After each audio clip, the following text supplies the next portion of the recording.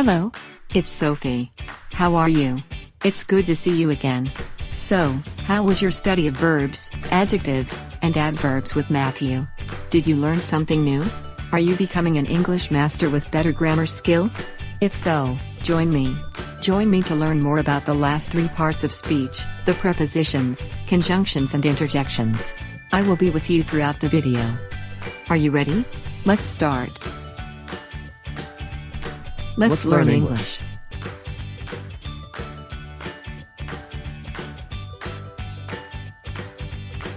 If so, join me. Join me to learn more about the last three parts of speech, the prepositions, conjunctions and interjections. I will be with you throughout the video. Are you ready? Let's start. Verb. Verb is used to express an action or state of being. For example, believe, love, writing. Note: base verbs express the main action of the sentence, and helping verbs indicate the tense of the base verb. Let's test your memory. Read the following sentences. Write the base verbs and the helping verbs of the sentence. For example, Matthew had weighed only 3 pounds at birth. The base verb is weighed. The helping verb is had. 1. Matthew is becoming a great athlete.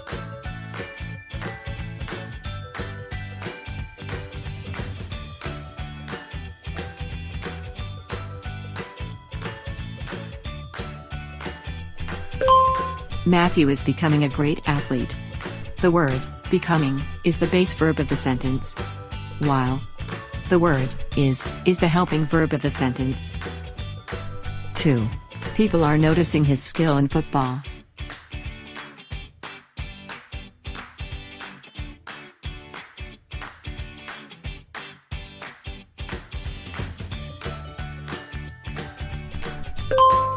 People are noticing his skill in football.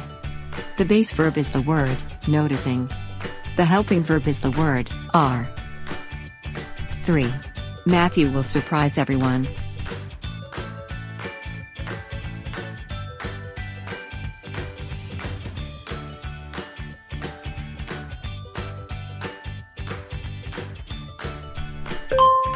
Matthew will surprise everyone. The base verb is the word surprise. The helping verb is the word will. 4. The sweat is flying off Matthew's face.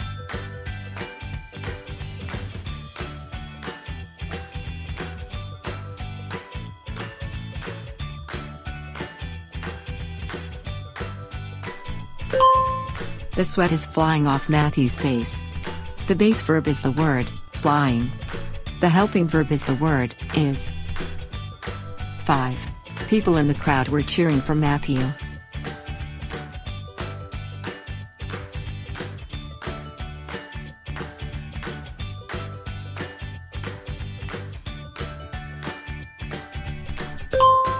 People in the crowd were cheering for Matthew. The base verb is the word cheering. The helping verb is the word were. Adjective. Adjective is used to modify a noun or pronoun. For example, thoughtful, noisy, beautiful. Let's test your memory. In each sentence that follows, underline the adjective. For example, Matthew was wearing a blue shirt. The adjective in this sentence is the word blue, which modifies the noun shirt. 1. I met a very handsome man.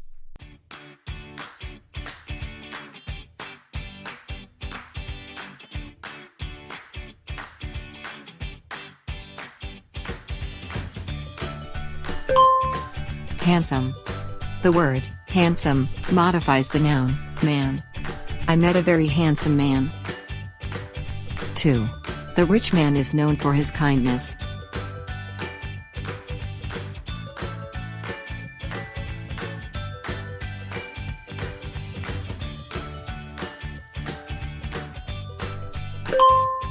Rich.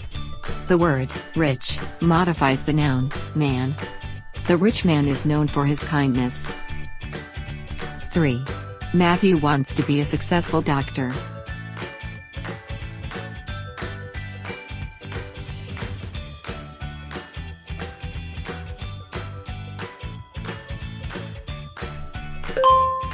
Successful.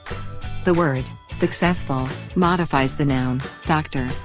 Matthew wants to be a successful doctor. 4. The anxious father waited for a call from his daughter.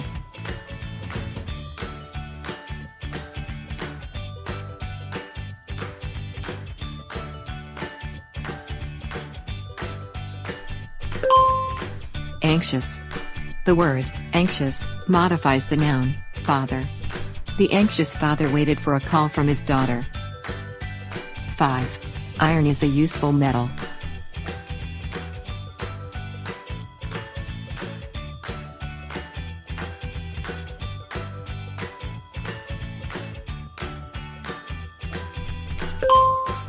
Useful.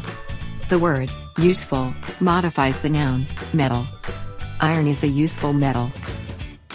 Adverb.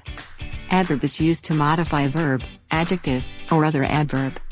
For example, hardly, boldly, very, and never. Let's test your memory. Underline the adverbs in the following sentences. For example, Matthew plays the piano beautifully. The adverb of the sentence is beautifully. It describes the verb plays. 1. Matthew looked longingly into Sophie's lovely brown eyes.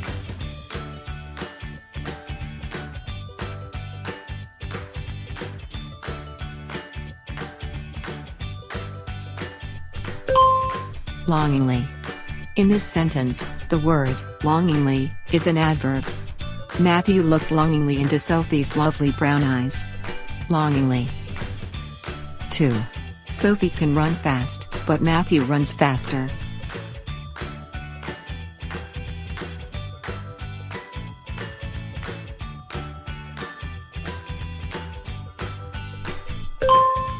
Faster. In this sentence, the word faster is an adverb. The word faster is the comparative form of fast. The comparative form is used to compare two actions with one another. Sophie can run fast, but Matthew runs faster.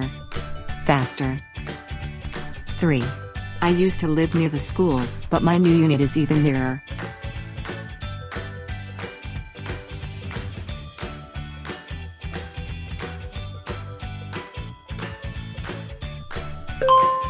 Nearer. In this sentence, the word nearer is an adverb. The word nearer is the comparative form of near.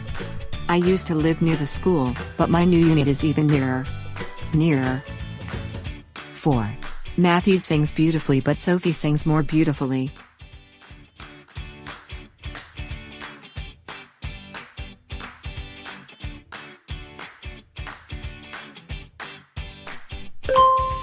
More beautifully.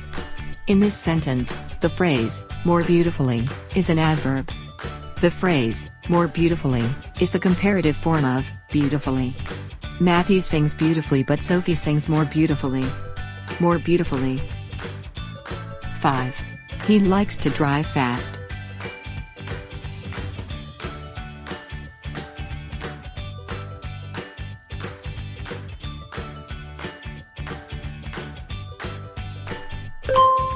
Fast. In this sentence, the word fast is an adverb. It describes how he drives. He likes to drive fast. Fast.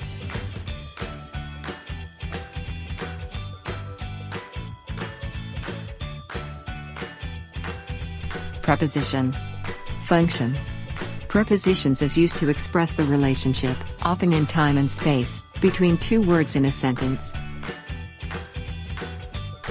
Prepositions include the following words: about, above, across, after, against, along, among, around, as, at, before, behind, below, beside, between, by, despite, during, for, from, in, inside, into, like, near, next, of, off, on, onto, out, outside, over, past, since, through, throughout, till, to, toward, under, underneath, unlike, until, up, upon, with, within, and without.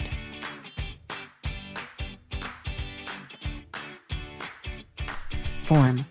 Prepositions always come in prepositional phrases beginning with a preposition and ending with a noun or pronoun. Prepositional phrases usually modify the first word, which is a noun or verb, in the relationship. For example, please put the book on the table. In this example, the word on is the preposition. The words on the table is the prepositional phrase showing the relationship between the verb put, which is the first word in the relationship, and the word table, which is the second. It also answers the question where, so it functions as an adverb. Now, let's test your knowledge. Underline the prepositional phrase in the following sentences. 1. My dad took a run around the block. My dad took a run around the block.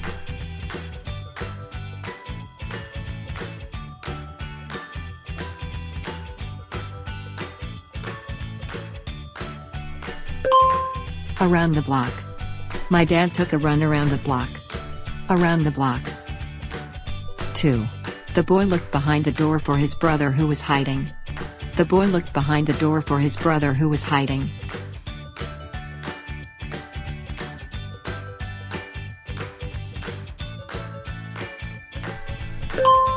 Behind the door.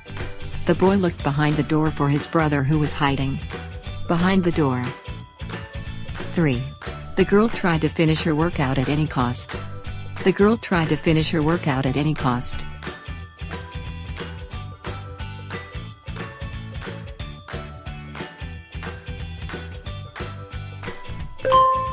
At any cost. The girl tried to finish her workout at any cost. At any cost. 4. The boy sat on top of the huge rock. The boy sat on top of the huge rock.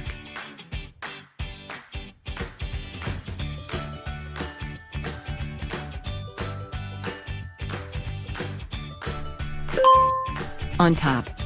The boy sat on top of the huge rock. On top. 5. The baseball was just out of reach from Matthew. The baseball was just out of reach from Matthew.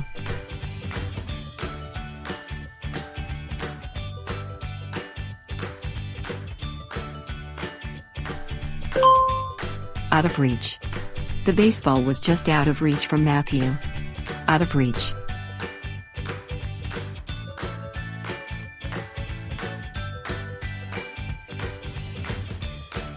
Conjunction. Function. Conjunctions join two or more parts of sentences, like words, phrases, or clauses, and express the relationship between those parts. Form. There are four kinds of conjunctions: the coordinating conjunction, correlative conjunction, subordinating conjunction, and conjunctive adverbs, each with a very specific function.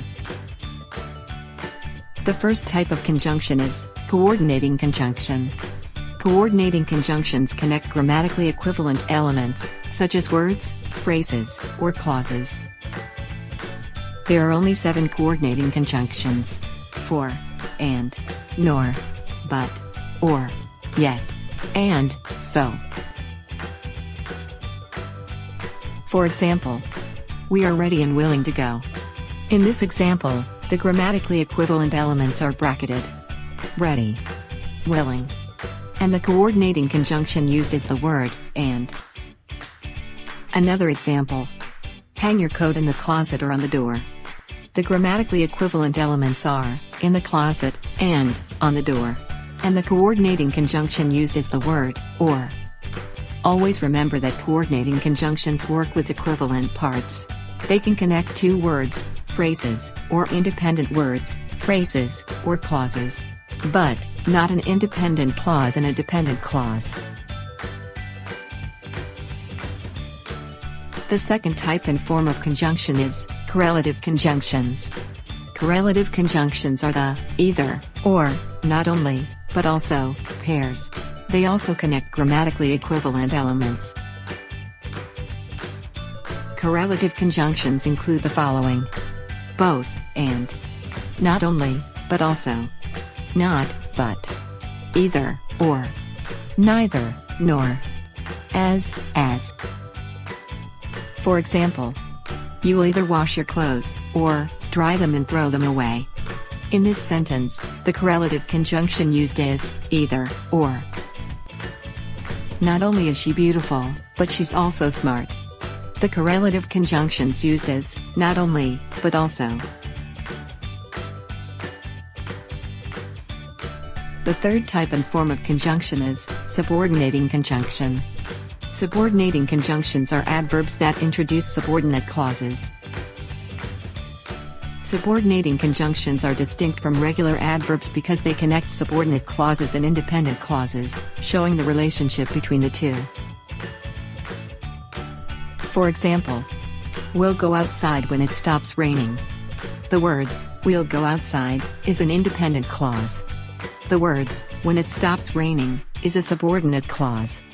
And the word, when, is the subordinating conjunction of the sentence. In this sentence, the word, when, connects the two clauses, the independent clause and subordinate clause, and shows the relationship between them. Remember that every action will take place after the other. Subordinating conjunctions include the following: after, although, as if, because, before, even if, even though, how, if only, in order that, now that, once, rather than, since, so that, than, that, though, unless, until, when, whenever, where, wherever, whether, and while. In the following examples, the subordinating conjunctions are highlighted and the subordinate clauses are bracketed. Notice that the subordinate clauses cannot stand alone because they do not express a complete thought. After lunch, we can return to school, where we'll try to finish our homework. After we've submitted our homework, we'll go out to celebrate. Notice that in the first example, the word, after, is simply a preposition, and not a subordinating conjunction. The words, after lunch, is a prepositional phrase, and not a subordinate clause. In the second example, however, the word, after, does introduce a subordinate clause, so it functions as a subordinating conjunction. The fourth type and form of conjunction is conjunctive adverb. Conjunctive adverbs is used to introduce independent clauses. Conjunctive adverbs are distinct from regular adverbs because they connect clauses and show the relationship between them. For example, I mixed the colors over and over, finally, I got the exact shade I was looking for. In this example, the word, finally, introduces the second independent clause and shows its relationship to the first independent clause. The most common conjunctive adverbs are the following: as a result, consequently, finally, furthermore, however, moreover, nevertheless, similarly, therefore, and thus. For example, you cheated, therefore, you are disqualified from the race. In this example, the word, therefore, introduces an independent clause and shows its relationship to the previous one. Notice how this is different from a subordinating conjunction introducing a subordinate clause. Because you cheated, you are disqualified from the race. In this example, the independent clause, therefore, you are disqualified from the race, can stand alone. But, the dependent or subordinate clause, because you cheated, cannot stand alone. You'll need to know these four kinds of clauses because they have specific functions. You can't use a conjunctive adverb when you need a coordinating conjunction. Still, the bottom line is, these words connect and show the relationship between words, phrases, or clauses. Now, it's time to test your knowledge. Underline the conjunction in the following sentences. Underline each and write which type of conjunction it is: coordinating, correlative, subordinating, or conjunctive adverb. 1.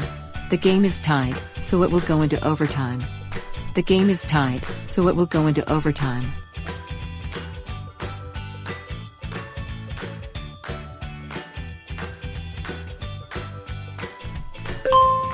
Check your answer.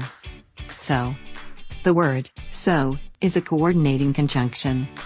The game is tied, so it will go into overtime. so. 2. I will say yes, even though I should know better than to listen to him. I will say yes, even though I should know better than to listen to him.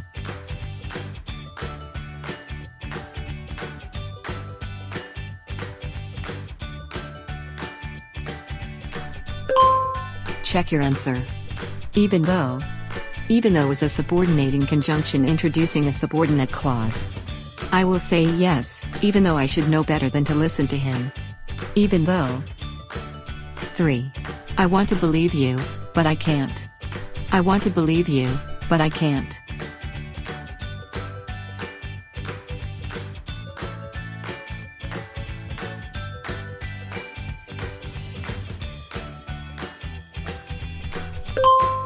Check your answer. But is a coordinating conjunction connecting two independent clauses. I want to believe you, but I can't. But. 4. Children are neither as immature nor as innocent as we like to think. Children are neither as immature nor as innocent as we like to think.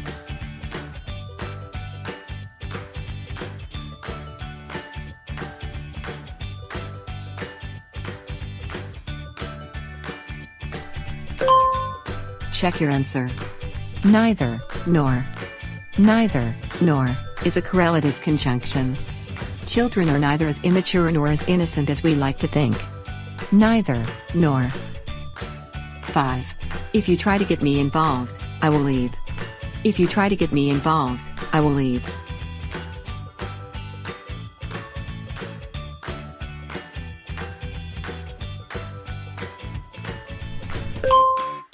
Check your answer.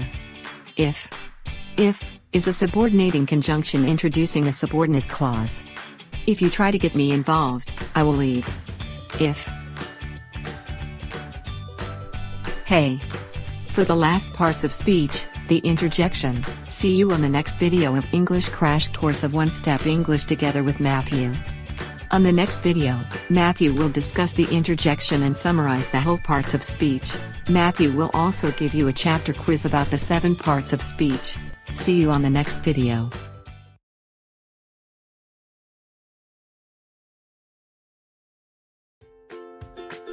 Thank you for watching. Don't forget to click like and subscribe. Visit us on onestepenglish.com.